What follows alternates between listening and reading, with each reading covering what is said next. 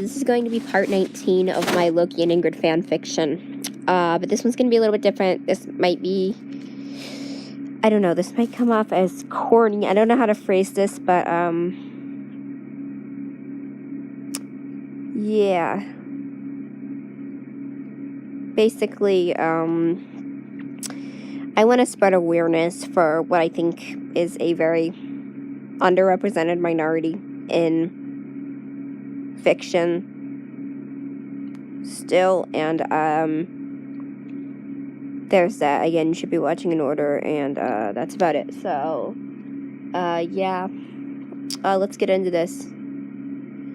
Nobody talks about aces in fiction, like they say they don't exist or whatever. Like, yeah, now I got plenty of gay people in fiction, or plenty of transgender people, but no asexual people. It's weird. So here we go. Part 19 is Children of Asgard. Just in time, Sif, I pant, stepping out of the Bifrost. Heimdall is staring at us with his wise eyes, and I freeze. Oh, good, sighs Sif, and now I'm in trouble. She was about to die. The planet exploded. Let's go. Sif grabs my hand, pulling me off the platform where I'm standing as I stumble after her to another room. Out of breath, I look up. We're in the throne room. Sif, I blurt, looking at the guard who has just appeared. What are we? Thor is in here. I must protect the throne. What? Sif! I try to steer her away from the guard, but she looks straight at him. At his sincerest look, he informs the king. We found a body. Yup, Svartalheim, whispers Sif. Pretty sure no one was scouting Planet Nova. Shh! Sif! I scream as the blast hits us. Sif diving for the rapidly disappearing guard. Fine, just let me. Loki appears in his true form as he stares at a speechless Odin. You will. I've got this, shouts Sif as she lunges again. I knew you weren't going to live this down. Come, father, says Loki, batting Sif away with a wave of his hand, using the magic to change his father into a simple Midgardian garb. What the hell are you doing? I have a Bifrost sword. This spell. He twists the sword into the Bifrost as we begin traveling and land on a busy Midgardian street. Where are... I start, but Sif hushes me. I'll leave him here. At the care home for old people. Loki waves his hand and shouts, Heimdall, bring us back. I have trapped Odin here. Do not worry. What did you? Sif is screaming now, trying to grab onto Loki. He's the king of Asgard. It's for the best, I promise. I will take his guys now, but I have other things to attend to. I'll need a body double. He winks at Sif uncomfortably. What? No! Go away, Loki. Heimdall? Not anymore, he's not, says Loki as he rides the Bifrost. I'll deal with him later. What? You're going to kill him? No, of course not. Just banish him for treason. Simple. He will refuse to listen to me. What are you doing, Loki? I ask. Why are you doing this? Arriving at Asgard, redirecting our destination to the forest, Loki turns to us and begins. I am a wanted man for crimes I did not commit. You did too! No, you don't understand. I do! Just listen to him. I know I'm screaming above their banter, but I don't care.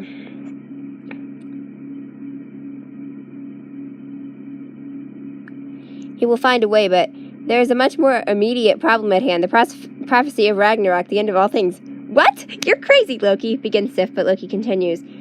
I know a secret that you mustn't tell Thor or anyone. You have to be willing to do as I say, Sif. I am your king now, and no, Thor can't know it's me. What? I won't listen to you. Do you want to be banished too? Fine. Finish telling me your stupid children's stories, says Sif, crossing her arms. Father doesn't know I know this, and to my knowledge, Thor doesn't know, but I have a sister. Laufey's daughter, laughs Sif. I knew it. No, this is not funny. Odin has a daughter. What a pile of horse shit, exclaims Sif. I'm not having it. I discovered once the text, Father talking in his sleep. You spied on him? Maybe, but that is beside the point. My sister Hela, the goddess of death, was locked away when her ambitions outgrew Father's, explains Loki, and I always feared the same fate. I see. Well, that's just... So, 4 years from now, I never understood the Asgardian measures of time. Midgardian time makes so much more sense. Well, anyway, the prophecy is to be fulfilled, and Father's death will free my sister. So you left him on Earth to die? Screams Sif. No wonder, you're worse than I thought. Maybe his power will be diminished on Midgard, but so will Hela's. And there isn't much any of us can do about Hela or Ragnarok or anything, but I do know that there is an even greater threat to galactic peace. His name is Thanos, and he doesn't like me. I stole in his mind one thing from him, and I lost it when I tried to take over Midgard. That was him. He was lying to me, told me Thor didn't care, no one cared. I had to prove myself. Anyway, we need to keep the Infinity Stones away from him. The what? Look, Sif, I'll explain later. But if I disappear suddenly, or get captured, or worse, I need you to watch Asgard and keep Hela away. Can I bring Odin back then? Sif sounds slightly annoyed by Loki's antics, only half believing what he says. Sif, I whisper, pulling her aside. I don't know why Loki is doing this. He does hate his father, but I don't think the intention is to kill him. He's ailing since the Queen died, and he is in no fit state to rule Asgard, nor does Loki believe Thor is fit, may he be or not. Loki isn't ideal, but he's what we've got, and he's been through hell. We both have. Give him a moment. Tell me, whispers Sif. Tell me.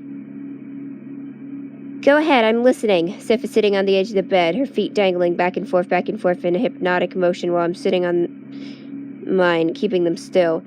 After Loki sent the Destroyer to Midgard, well, he only ever wanted one thing, his father's favor. He knew what he was going to do, that he wished for death. But before that day, on the bridge, he wrote me a note. He said that he left me a riddle and a clue at the back of a book we were reading. A book about Infinity Stones. We are good friends. We were good friends before his parentage was revealed, and nothing changed. I did not judge him for his race, and it did not matter that the Jotun killed my parents. They aren't all like that, and I learned that.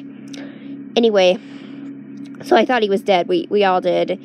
But I read his note and solved the riddle. It led me to Queen Frigga's ancient locket of legend, where I was able to see Loki where he was. He hid himself from me with illusions, but I saw through them. And he revealed he survived the fall and was in captivity by the Titan, Thanos, whose desire is to obtain all 6 Infinity Stones, space-time, power, reality, soul, and mind, and with them he can obliterate half the universe. Loki discovered this, and he was unable to speak Thanos' name without feeling a pain, without bounds. Oh, I can't describe it, then I blamed myself for it. I destroyed the locket, although he warned me against it.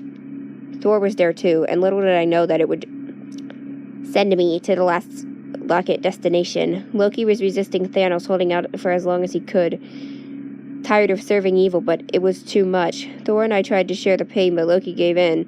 He made Thanos promise to protect me, send us home with his magic, all for me. Then Thanos gave him a Mind Stone and sent him to Midgard to get the Soul Stone. The Space Stone, to get the Space Stone. My brother and some others fought him on Midgard, and I was able to get him back, only after he had caused massive destruction in his brainwashed state. But the Space Stone, the Tesseract, is now safely on Asgard and will not disclose the location to him. But the Mind Stone was lost on Midgard, and Thanos believes Loki still has it. Sif looks at me wide-eyed in disbelief from all that I have revealed. Do you want me to keep going? If you want, I won't. No, it's fine. So then we got intercepted on our way back to Asgard. Thor left with the Tesseract to protect it.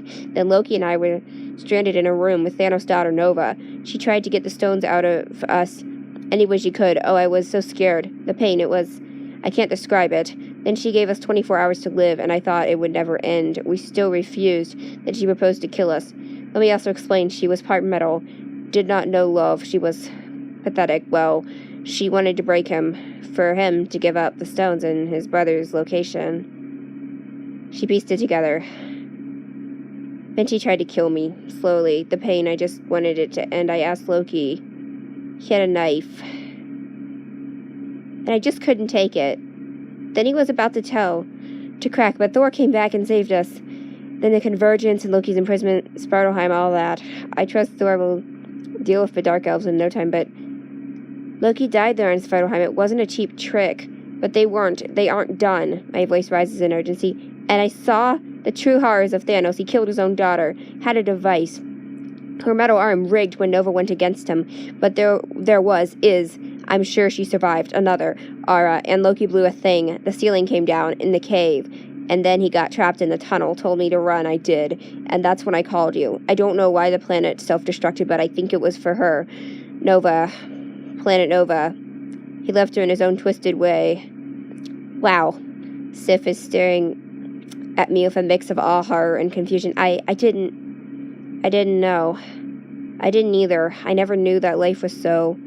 I don't know what I was going to say. Weird, crazy, evil, wrong, short, long, lovely, complicated, but it all spills over anyway.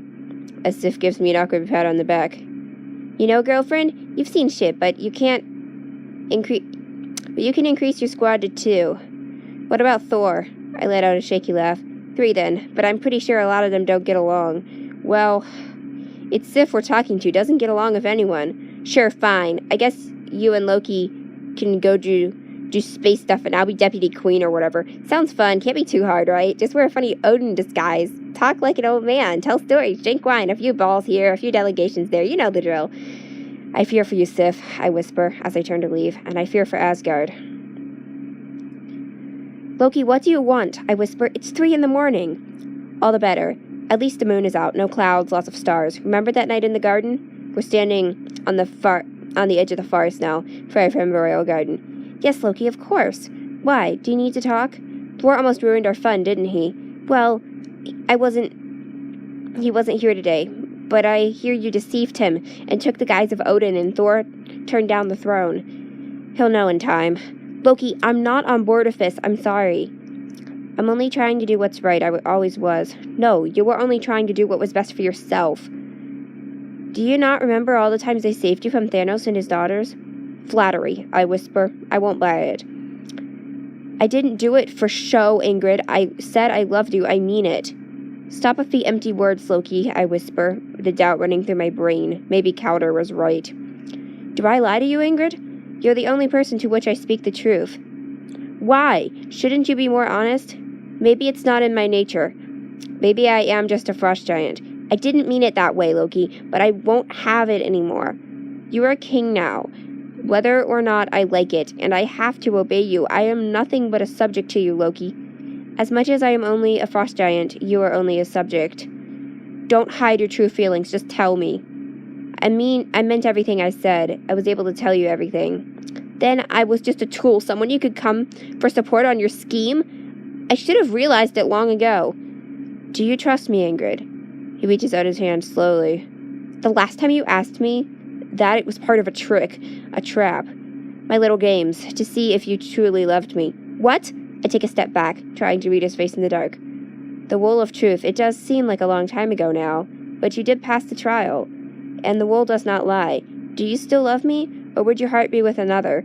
I don't know how I feel, I say, my head spinning with a swarm of thoughts, but I'm sorry for what I said if I made it sound. Of course I'm not going to just abandon you.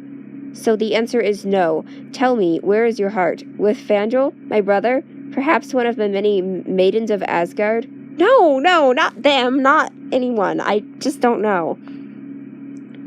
You told it to the wool. Tell me now, 3 times or more. I said it, and you are yet to confess your love to my face. When we were younger, you were always there. We were the best of friends. Now it is more than that. An older, more mature feeling of love, dare I say, a sexual love, although it is much more. I thought you would feel the same after everything. The well of thoughts in my head just got 1,000 times deeper as I try to fish for the one thing I always knew about myself but would never admit. If you won't admit it, fine, but perhaps you will take my offer. Allow me for once to do the kneeling. He says, going down on one knee. I, Loki, temporary king of Asgard, prince of Jotunheim, would like to ask you to be my queen. I remember now, the first time we met, when I kneeled for him, but a young prince. It's all coming full circle. I take a breath, trying to prepare my answer. Get up, Loki, I say softly, like that first time when he told me not to kneel. He called me Miss Ingrid. Mrs. Laufeyson. No, Mrs. Odinson. Still awkward and strange. Queen Ingrid. No. My name was never something I was boastful of. Lady Laufeyson, perhaps. But this is all irrelevant, I know, because we are not to wed. Loki, I begin trying to find the words. It isn't what you think. I do care for you deeply. Loki, you know that. I cannot love you in that way. I knew your heart belonged to another, says Loki coldly, turning away.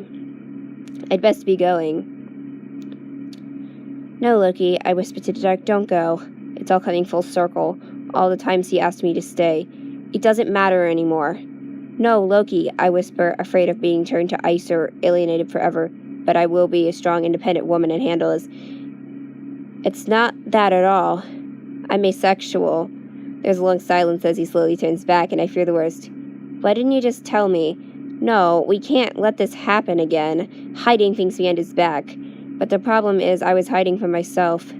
I didn't know. Well, I knew, but I was hiding. I never thought about it. With you. Only everything else. I love you, Loki. And I accept on the condition, but I won't expect you to be satisfied. Find a woman who can satisfy you. I can't imagine anyone else, Ingrid, and I can't rule alone. And Sif isn't exactly an ideal partner, so she wouldn't have me anyway. It's okay, I understand if you don't. It doesn't matter, Ingrid. It was just a thought, but I'll take what I can get. And for a moment, everything is nearly perfect. Then I hear a deafening roar and a crash, and I'm on the ground, seeing stars.